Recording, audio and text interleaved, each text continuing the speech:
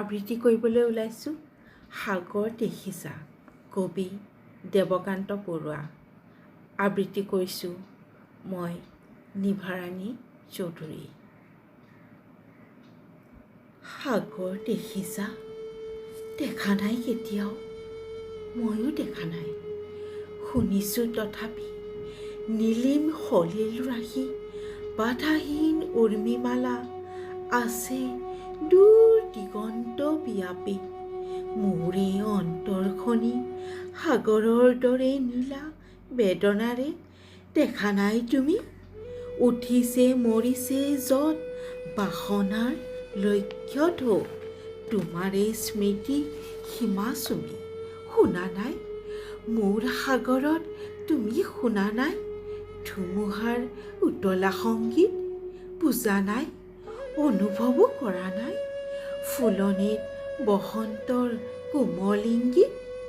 দেখিছাতো ৰামধেনু, বাৰিষাৰ ডাৱৰত পোহৰৰ মোহন গৌৰৱ, প্ৰেমৰ পোহৰ দীপ্ত মোৰ হিয়া আকাশত দেখিছানে ৰঙৰ উৎসৱ?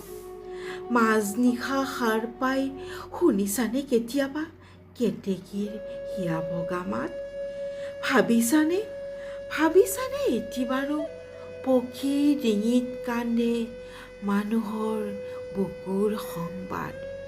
মই জানো তুমি কিটো জানা, হেৰা মোৰ হিয়াহীনা প্ৰিয়া, তুমি জানা মাথো তুমি মই তুমিতো নাজানা। হাই কিয় বাৰু, কিয় আমি গাঁঠো জয় পৰা মালতীৰে জয়ৰ গৌৰৱমালা?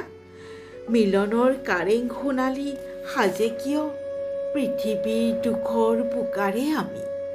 হৃদয়ৰ ৰঙা তেজ ঢালি প্ৰতিমাৰ পখালো চৰণ কিয়? তুমি নুবুজিবা সখী, কিনো বেদনাত হস্থিত প্ৰতিষ্ঠা কৰা দেৱীক বিসৰ্জো আমি বিজয়াৰ বিফল সন্ধ্যাত। সন্ধিয়া আহিছে নামি, থৌ খেৰা নেলাগে জ্বলাব চাকি, দুটি নয়নৰ সহজ প্ৰভাৰে আজি নাখিবা তুমি অন্ধকাৰ মোৰ জগতৰ। ধন্যবাদ।